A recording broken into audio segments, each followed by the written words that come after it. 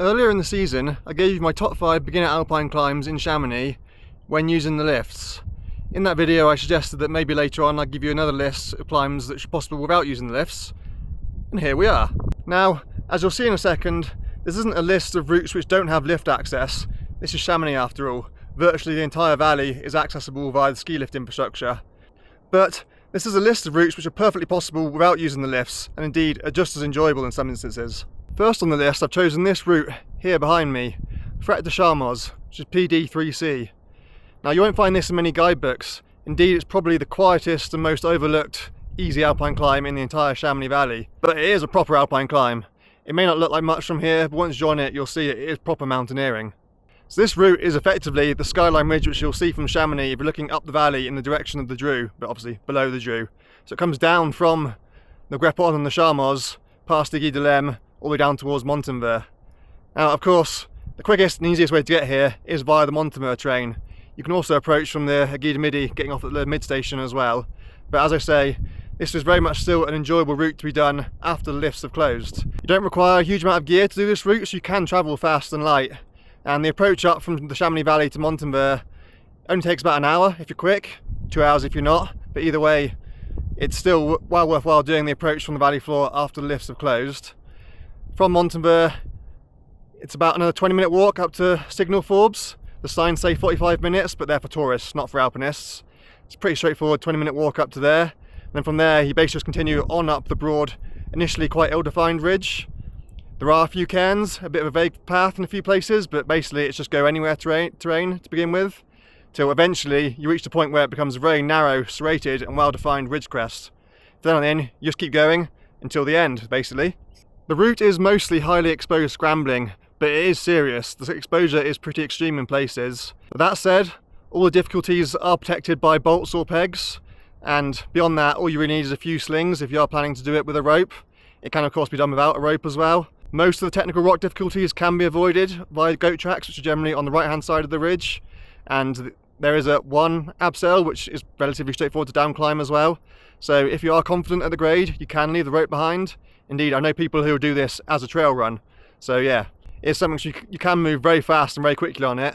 But equally, again, it is a great route for first time alpinists in the Chamonix Valley as their very first route, because it is great for practicing your moving together techniques while scrambling on rocky ridges. At this time of year, it is very much doable in approach shoes or even running shoes. But if you are doing it earlier in the summer, especially very early season, you're going to need your big boots. You're probably also going to need ice axe, maybe even crampons. Not necessarily for the ridge itself, although again, early season you will encounter some snow on the ridge.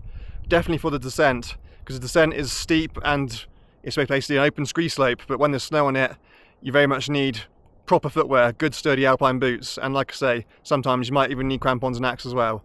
So yeah, just be aware of that if you are doing it earlier in the summer. And if you want to make a bigger day of it, you do also have the option of continuing up the Aiguille du Belvedere via either its Voie Normale or the north-northeast ridge. Now, if you are doing the north-northeast ridge, obviously you're going to need to carry quite a bit more kit. So you're probably not going to want to do that if you have walked up from the valley bottom. But even if you are doing it out of season when walking up from the valley bottom, you can continue up via the Voie Normale up to the Aiguille du Belvedere to tick off a proper summit and make it a proper big mountaineering day. And of course, it won't matter if you miss the last lift, because if you're out of season, the lift's not running anyway. The crux involves a few very steep moves up of a overhanging pillar, but as I said earlier, that can be avoided on the right.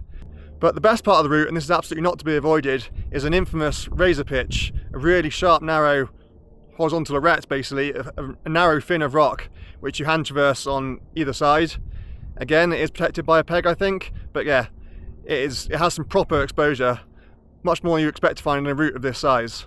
It may be lower in technical difficulty, but it is very much an intimidating section for a route of this grade. And to be honest, this route very nearly made my initial list of top 5 beginner alpine climbs in Chamonix, because it is an absolute hidden gem. Or it's not hidden, it's really obvious, it's right here in front of you, but it's an overlooked gem, and yeah, it's probably the quietest route in Chamonix, so yeah, I'd highly recommend doing it whatever grade you climb at, but especially if you're operating in the lower grades. Next on my list is the Aiguille du Moine, which is behind me up there. Now, this is a proper mountaineering peak. This is a proper summit. Indeed, it's probably one of the most remote peaks in the whole Chamonix area, and it is a true summit as well. It is prominent and it is, well, pointy basically, so it's very much a classic mountaineering objective. Now again, this is typically accessed via the Montenver train and the gondola down onto the glacier, but it can very much be done without using either of those lifts. The first time I went up there, I walked up from the valley bottom, and given that it is a pretty long approach, around 4 or 5 hours to get to the cubicle hut, even when using the train, adding on an extra hour walking up from the valley proportionally doesn't really add that much extra. So if, like me, as I was at the time, you're a poor broke student, or indeed you want to do it out of season when lifts are closed, it is very much a viable mountaineering objective without using the lifts. The classic way of ascent is via the south side, depending on what kind of difficulty you're after, either via the Voie Normale, which is PD plus 4B, or via the South Ridge or even the South Ridge Integral, which both go at D plus 5C. Although when I did it, we took a variation which went off to the left and avoided the crux at AD plus 4C. We weren't deliberately trying to avoid the crux, just the guidebook had at the time, that's the way it took you. So yeah, you've got options up there depending on your technical difficulty that you're looking for, but no matter how you get there, it is a proper summit. It's got an amazing pointy summit block and it's surrounded by giants. It's right in the middle of the Massif. Everywhere you look are 4,000 metre peaks, and it's got this amazing 360-degree panorama. So it's well worth seeking out. Again, no matter what grade you operate at, it's a proper mountaineering peak and it should be on everybody's tick list to do. If you are trying to do it without the lifts, then it's worth pointing out that the original mountaineers route down onto the glacier from Montemur, that has now been decommissioned since they built the new gondola. But there is instead a new Via Ferrata which heads down pretty much directly underneath the new gondola. Now, of course, if you're capable of climbing something like the Aiguille du Moine, you're perfectly capable of doing the Via Ferrata down to the glacier without roping up, without clipping into anything. So you don't need to bring Via Ferrata kit to do it, but yeah, at the very least some people might want to be roped up for that section, especially if you've not done it before and you don't know what's coming. Well, just bear that in mind. If you're familiar with what the old ladders and chains used to be getting down onto the Mur de Glace, they have gone, they're not there anymore, or at the very least you're not supposed to be using them. There is now a new route which is signposted down from Montemur. Next on my list is the South Ridge of the Aiguille du Belvedere. Now, the route itself isn't actually the most inspiring, but the Aiguille du Belvedere is the highest point in the Aiguille Rouge, so it's well worth seeking out for that fact in itself. After all, reaching summits is what mountaineering is all about. Again, this can be accessed via the Flagère lift. People will do it that way. Indeed, it can be done as a continuation from the Croches Traverse, but more commonly people would just approach via the Lac Blanc footpath and then head up. But again, it's very much doable without using the lifts, and the way I did it was just to approach direct from the valley in Argentière. It is quite a long walk and it is a big day out, but it's still a very satisfying approach, and as the route is basically an easy scramble, most people won't need to take any gear on it. You can go, again, very fast and light, so approaching from the valley floor is very much viable. You can also approach from the Col de Monte as well, which is a slightly longer approach, but as you're starting slightly higher, it means less elevation gain. The route starts exactly where the Croches Traverse finishes, the Col de Dard I believe it's called, and from there it's initially quite a broad, vague ridgeline before you reach a notch, and you then get to the crux of the route in itself, which is, well, the guidebooks describe it as a 12-metre chimney. From memory, it's more like only 3 or 4 metres of actual climbing.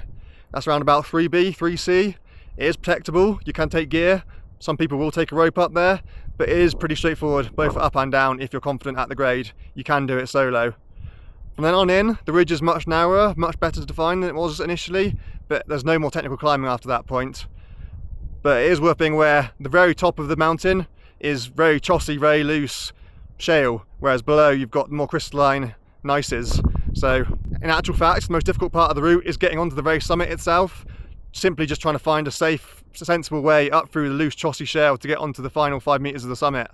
But beyond that, there is very little technical difficulty. But if you are going to take some gear, then a 30-metre rope and just a handful of slings should be enough really to get you up it safely. Next on my list is the Aiguillette d'Argentière, down below the Chasserie slabs.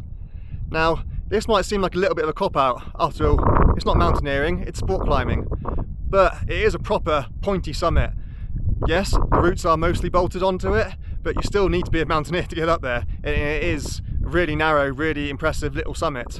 Again, it's well worth seeking out for the Instagram picture if nothing else. There are a number of routes up to it, ranging from 4B up to 5C.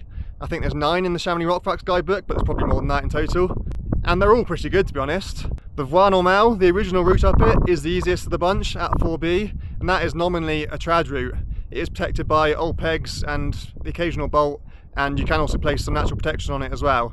But beyond that, all the routes are fully bolted as sport routes. And then on the top, of course, there's an abseil anchor to get down. It's a 25-metre abseil from the top, so it's doable with one 50-metre rope. In my opinion, the best routes up it are the Rebefat and Northeast Tourette Integral. Both routes are 5C, and the latter one is a multi-pitch, so even on such a small pinnacle such as that, you you can still do multi-pitch climbing as well. And of course, this is one of the 2 routes on this list which does actually have no lift access at all. You've got to walk up from the valley either way. Now you can either approach again from the centre of Argentière, the same path you would take if you're heading up to the Aiguille du Belvedere, or again from just below the Col de Monte.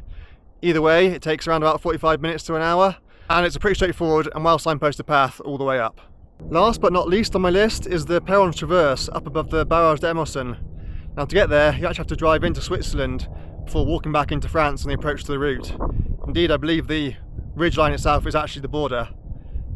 So the best way to get there is of course by car, but it is possible by public transport if you haven't got a car. You can get the train or the bus through to the Châtellard frontier, and from there you can then take the funicular up to the barrage, which technically is actually using a lift, but you can look at it as more of public transport than actually a ski lift. So as such, this is the second one on my list which is purely accessed without using the lift infrastructure. The route itself can be climbed in both directions, although it is most commonly climbed from east to west, i.e. from the direction you're approaching it in. In that direction it goes at about AD, in the other direction it's probably a grade harder, around about D, but in either direction it is mostly a highly exposed scramble. But if you are doing it west to east, you have to climb up the buttresses which you are rappelling down going east-west, which is therefore why it's a harder grade in that direction. The route packs in a massive amount of exposure, and it is remarkably serious given the relatively low technical difficulty. Going east-west, it has a number of abseils which are 20 to 25 metres, so you need one 50-metre rope as a minimum to do it, but you're still going to be travelling pretty fast and light. You don't need to carry much in the way of gear. Most of it is protected by slings and through threading the rope in between the blocks. So it's a proper kind of scrambly mountaineering ridgeline rather than technical climb. And if you're looking for a slightly more challenging start to get up onto the ridge, then it can be approached via the route Aquaconcert, which is a bolted, fairly sustained multi-pitch 6A. Although you will need to be moving very, very quickly if you want to do the whole of that and the whole of the ridge as well. Equally, the latter part of the ridge can be climbed after having done one of the technical rock routes on the south face of the Guy de Perron as well. Again, in either direction. Once again, the exposure on the route is fairly spectacular and has much more of a big mountain feel than its relatively mediocre elevation suggests. And being slightly out of the main Chamonix Valley, it is a lot quieter than many of the routes in the Chamonix Valley. So there is a good chance that you will have the route to yourself, although it's probably slightly busier than the Fret de Charmoz, for example. So there you have it. That is my list of my top 5 alpine climbs in and around the Chamonix Valley without using the lift infrastructure. Okay, granted, over half those climbs are accessible with the lifts, but of course this is Chamonix. Part of the reason you come to Chamonix is because of the lift infrastructure, so the vast majority of routes in the Chamonix Valley are accessed via the lifts, so it'd be impossible to make a list of alpine climbs in the Chamonix area which don't use the lifts. But these are all routes which are possibly possible without the lifts. Like I say, if you're wanting to save money or you're here a little bit out of season, all these routes can be done without using the lifts, and they're well worth doing them without the lifts too. So if you haven't seen my other video, my top 5 alpine climbs for beginners in the Chamonix area, you can find that up here. And as always, this is just my opinion. Everybody will have their own opinions on these routes and on other routes. So if you have other suggestions which you think should be on this list, then feel free to put them in the comments, have a little discussion down there, and yeah, let me know what you think about these routes as well if you've done them all. And I'll see you in my next video.